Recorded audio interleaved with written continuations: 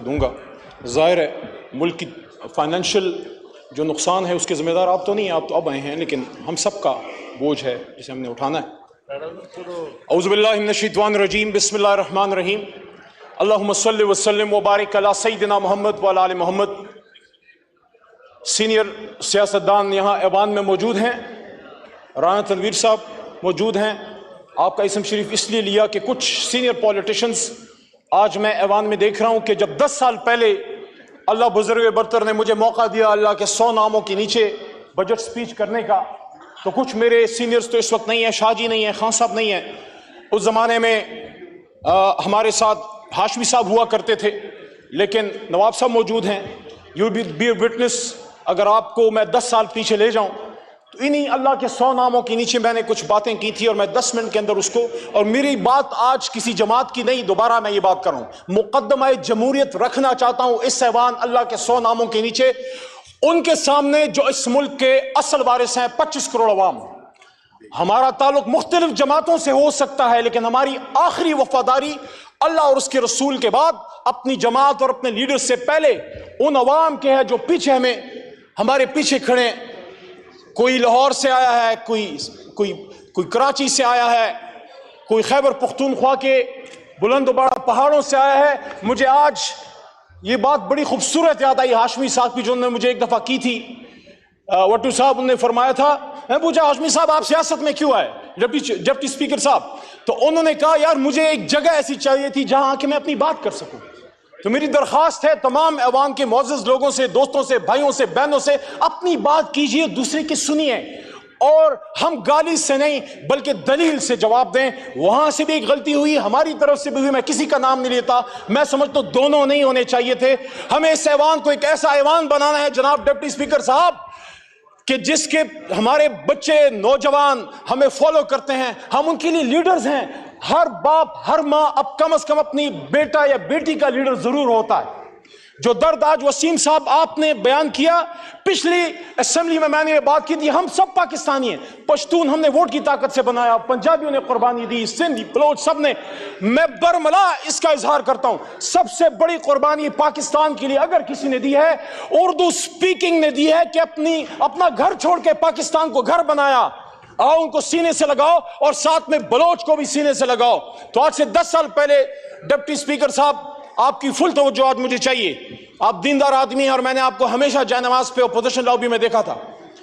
میں نے 10 سال پہلے بات کی کہ اللہ ان 100 ناموں کے نیچے الرحمن الرحیم الملک القدوس السلام المؤمن المحیمن العزیز الجبار المتکبر خالق البارئ المصور الغفار قہار الوہاب الرزاق الفتاح علیم القابض الباسط الخافض الرافع المعز المذل سمیع البصیر الحکم العدل اللطیف الخبیر حلیم العظیم الغفور الشکور علی الکبیر الحفیظ المقیت الحسیب الجلیل الکریم الرقیب المجیب الواسع الحکیم الودود المجید الباعث الشہید الحق وکیل القوی المتین الولی الحمید المحصی المبدی المعید محی الممیت الحی القیوم واجد الماجد الواحد الاحد الصمد القادر المقتدر المقدم المؤخر الاول الاخر الظاہر الباطن والی المتعال البر التواب المنعم المنتقم عفو الرؤوف المالک الملک ذو الجلال والاکرام رب المقسط الجامع الغنی المغنی المانع الضار نافع النور ہادی البدیع الباقی وارث الرشید الصبور۔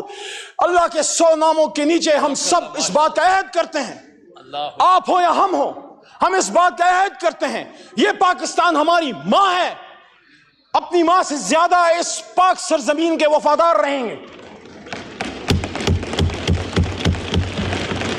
اور اس کے بعد قائد اعظم بیرسٹر محمد علی جناح نے جو باتیں کی تھی، میرے بڑے بھائی تارڑ صاحب بیٹھے ہیں، لاء میں میرے سینئر ہیں، قابل احترام ہیں، اگر ہم ان کی گفتگو پہ جاتے، ان کے فرمودات پہ جاتے، یقین کیجئے پاکستان آج سپر پاور ہوتا، اور یہ بنے گا، اور یہ بنے گا جس طرح صوفی محمد برکت علی صاحب فرمایا کرتے تھے۔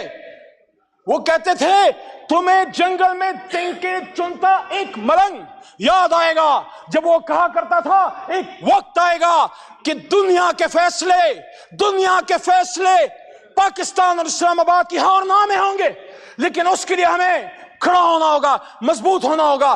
اس آدمی نے کہا تھا جناح صاحب نے کہ مسلمان مصیبت میں گھبرایا نہیں کرتا، تو پھر انہوں نے آپ کو آگے کی ڈائریکشن بھی دی حکومت کیسے کرنی ہے, فائنانس کیسے چلانا ہے, لا منسٹری کا کیا کام ہے, بیوروکریسی نے کیا کرنا ہے, آرمڈ فورسز نے, جس کو ہم اسٹیبلشمنٹ کہتے ہیں, آرمڈ فورسز نے کیا کرنا ہے, سیاستدانوں نے کیا کرنا ہے. میں مقدمہ جمہوریت میں آگے بڑھنے سے پہلے بجٹ 2024 پہ ایک بات کرتا ہوں. جو بھی حکومت آتی ہے, جو کرنے والا کام ہے وہ اس کی طرف ہم نہیں جاتے. ہم کہیں گے برا بجٹ ہے, یہ کہیں گے اچھا بجٹ ہے. لیکن اس آدمی نے 1948 میں یہ بات کی تھی اسٹیٹ بینک آف پاکستان کو سپیچ کرتے ہوئے, اسٹیٹ بینک آف پاکستان کو سپیچ کرتے ہوئے کہا تھا. اور یہ بات پاکستان کی فائنانس منسٹری 75 سال سے اپنے ویب سائٹ پہ, اپنے سینٹرل آفس میں, جب Asad Umar minister for finance ہوا کرتے تھے, ہم جب جاتے تھے میں دیکھتا تھا وہاں بڑا بڑا لکھا ہے, ہمایوں صاحب, اورنگزیب صاحب, بڑا بڑا لکھا ہوا ہے. قائد اعظم نے سن 48 میں فرمایا, مفہوم ہے تقریباً, الفاظ ایسے ہی ہیں تقریباً, کہ I shall watch, state bank کو کہہ رہے ہیں کہ I shall watch with keenness the work of your research organization in devising the banking principle according to Islamic banking system. ایسا ہی ہے. اور اس میں وہ یہ بھی کہتے ہیں Honorable Finance Minister صاحب کہ the Western economic system has given the world nothing but 2 world wars. تو انہوں نے ہمیں راستہ کیا دیا, راستہ یہ دیا کہ آؤ دنیا کو ربا فری, سود سے پاک معیشت دیں. مسلمانوں نے ہند نے جب پاکستان بنایا تھا لا الہ الا اللہ محمد رسول اللہ کے نام پہ, تو ہم نے دنیا کو جب ایک نئی ریاست دی, اللہ رسول کے نام پہ پہلی ریاست ہے اور شاید آخری ریاست, تو وہاں ہم نے دنیا کو اپنا اکنامک سسٹم دینا تھا. ہاں مشکل ہے, اور جیسا مشکل ہے, لیکن سفر, وہ جو نیلسن منڈیلا نے کہا تھا نا کہ journey of 1000 miles starts with a single step, let's take that step today from the National Assembly of Pakistan, my learned brothers and sisters. دوسرا, قائد کی بات تو بڑی ایک انسان کی بات ہے. اللہ کیا کہتے ہیں سورہ بقرہ آیت نمبر 276, الذين يأكلون الربا لا يقومون إلا كما يقوم الذي يتخبطه الشيطان من المس ذلك بأنهم قالوا إنما البيع مثل الربا وأحل الله البيع وحرم الربا فمن جاءه موعظة من ربه فانتهى فله ما سلف وأمره إلى الله ومن عاد فأولئك أصحاب النار هم فيها خالدون. مفہوم یہ ہے کہ جو لوگ سود کھاتے ہیں وہ اس جہان میں ایسے اٹھیں گے يتخبطه الشيطان من المس, جیسے ان کو if the evil has touched them. اور پھر آگے کیا کہتا ہے اللہ تعالیٰ, اللہ آگے آیت نمبر 276 میں کہتا ہے یمحق اللہ الربا ویربی الصدقات واللہ لا يحب كل کفار نثیم. اللہ ربا کو ختم کرتا ہے, سود کو ختم کرتا ہے, اور اللہ صدقات کو بڑھاتا ہے. اور آگے پھر اللہ کریم کیا فرماتے ہیں, یا ایھا الذین آمنوا اتقوا اللہ وذروا ما بقی الربا ان کنتم مؤمنین. اے ایمان والو, اگر اللہ سے ڈرتے ہو تو ربا کو چھوڑ دو, سود کو چھوڑ دو. سارے بجٹ پھر آپ کی ملک و قوم کی ترقی کے بجٹ ہوں گے, چاہے نون بنائے, پیپل پارٹی بنائے, یا ہم خان صاحب بنائیں. اور آگے اللہ کیا کہتے ہیں, یہ بڑی سخت آیت ہے. ڈپٹی اسپیکر صاحب مجھ میں جرت نہیں, آپ خود شاہ صاحب آپ خود صاحب تصوف خاندان سے تعلق رکھتے ہیں, آپ میں بھی ہمت نہیں, ہم میں کسی میں ہمت نہیں. اللہ کہتے ہیں یا ایھا الذین آمنوا اتقوا اللہ وذروا ما بقی الربا ان کنتم مؤمنین فإن لم تفعلوا فاذنوا بحرب من اللہ ورسولہ وإن تبتم فلکم رؤوس اموالکم ولا تظلمون ولا تظلمون. اور جو کوئی سود کرے گا, جو کوئی سود کرے گا وہ اللہ رسول سے جنگ کرتا ہے. ہم میں ہمت اللہ رسول سے جنگ کرنے کی. 75 سال سے جنگ کر رہے ہیں, پھر کہہ رہے غربت کیوں ہے. میری بہن نے باتیں کی, شازیہ مری صاحبہ نے, میں ان کے بات کو سپورٹ کرتا ہوں. ایک ریاست اسلام, ریاست پاکستان ایک اسلامی ریاست میں صلاحیت ہونی چاہیے to take along the underprivileged people with you, the impoverished people with you, those people who need our support. ہر کوئی تو پیروں پہ کھڑا نہیں ہے, ہم نے ان کو اٹھانا ہے, سینے سے لگانا ہے. وہ مائیں جن کے بچے شہید ہو گئے, وہ بچے جو یتیم ہیں, وہ widows, what about them? ان کے لیے اس ریاست نے سینہ کھولنا ہے. لیکن مقدمہ جمہوریت میں پھر آگے بڑی امپورٹنٹ بات عیسائی نے پاکستان کی, اور وہ یہ ہے, بڑی بات ہوتی ہے کون سٹیٹ ہے, کون وارث ہے. The sovereignty of the state belongs to Almighty Allah. اور اس کو ایک سیکرڈ ٹرسٹ کے طور پہ 25 کروڑ نے استعمال کرنا ہے, اور the state will exercise its powers through the chosen representatives. Yes. Not through some organization, not to some department of the executive arm, not army, not ISI, not any other department. They are only the supporting arms. بہت ضروری ہے. جس طرح ہاتھوں کے بغیر آپ اپاہج ہیں, اپنی آرم فورسز اور انٹیلیجنس ایجنسیز کے بغیر آپ کچھ نہیں کر سکتے. But who will decide the policies? میرے آنریبل لا منسٹر صاحب, ڈاکٹر صاحب, آپ سے بھی مخاطب ہوں, سب سے مخاطب ہوں. قائد نے کیا کہا؟ 16 جون 1948 قائد نے سٹاف کالج کے سپیچ کرتے ہوئے کہا, مفہوم یہ ہے, الفاظ ادھر ادھر تھوڑے سے ہو سکتے ہیں, کہتے ہیں this is the legal position. قائد کہتے ہیں this is the legal position. The armed forces are the servants of the people of Pakistan. You do not make national policies. It is we the civilians who decide these issues, and you are supposed to fulfill those policies which are entrusted upon you. Qaid Azam Muhammad Ali Jinnah, speech to Staff College of Pakistan, Quetta. تو میرے جناب deputy speaker صاحب, میں مقدمہ جمہوریت کے آخر کی طرف آتے ہوئے پوچھنا چاہتا ہوں, یہ عوام تو چن لیتی ہے, اس عوام نے تو چنا, لیاقت علی خان کو بھی چنا, کیوں اس کو چنا دیا گیا؟ اس کے قاتلوں کو کیوں فیسلیٹیٹ کیا گیا؟ جا کے ہسٹری پڑھو. آج اگر میرا لیڈر عمران خان کہتا ہے حمود الرحمان کمیشن پڑھو, اس لیے کہتا ہے کہ ایک الزام تو لگا بھٹو پہ, ادھر ہم ادھر تم کا, لیکن کیا کسی کو اصل حقیقت کا پتہ ہے کہ یحییٰ کا کیا کردار تھا؟ وہ یہ نہیں کہہ رہا کہ ایسے حالات پر وہ خدا نہ کرے, معاذ اللہ, یہ ملک تا قیامت رہے گا, لیکن اس سے سیکھیں, اس کو پھانسی چڑھا دیا دوسرے کو, بھٹو کو. آج میں یہاں بطور سیاسی کارکن ڈیمانڈ کرتا ہوں جناب ڈپٹی اسپیکر صاحب, پاکستانیوں کو بتایا جائے ایک ایسی خاتون جو کھڑی ہو گئی, اس کو لیاقت باغ میں جب شہید کیا گیا, قوم کو بے نظیر بھٹو کے قاتلوں کا اصل چہرہ دکھایا جائے, اس پہ جوڈیشل کمیشن بنایا جائے.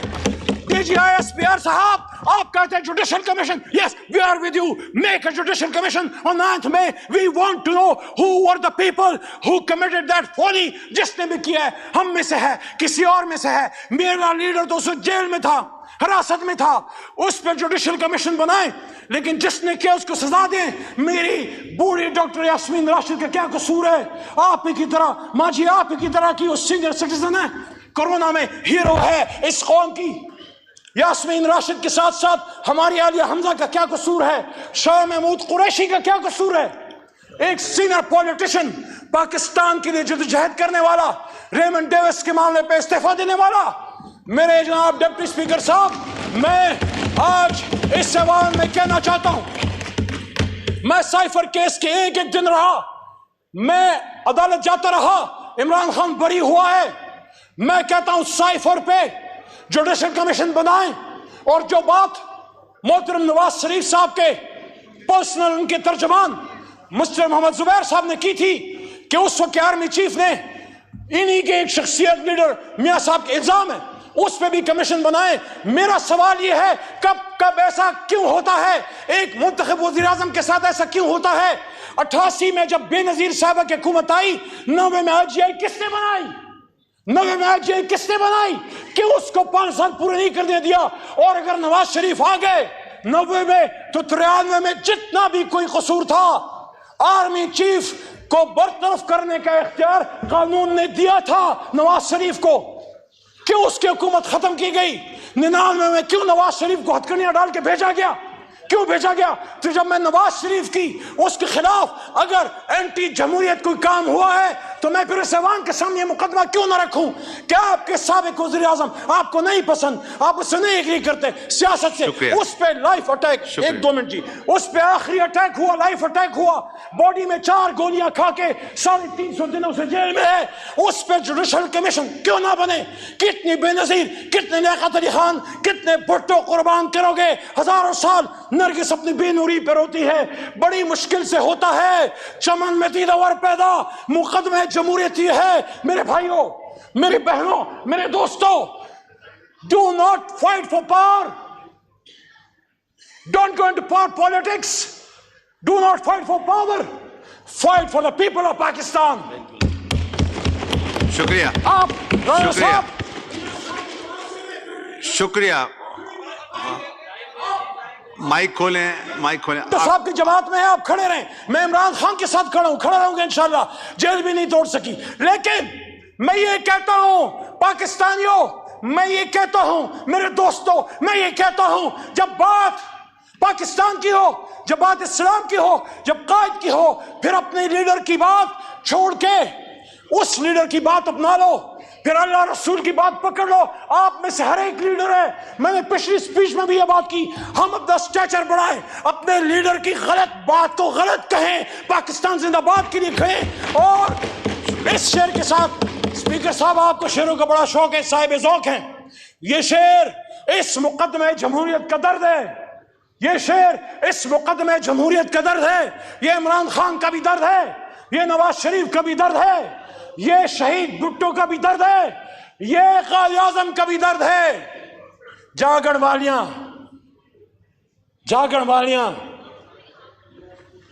رچ کے لٹے, سوئے تسی بھی ہو تو سوئے اسی بھی ہیں. لالی اکھیں کی بے دستی ہے, روئے تسی بھی ہو تو روئے اسی بھی ہیں. پاکستان زندہ باد, جمہوریت زندہ باد, عمران خان زندہ باد.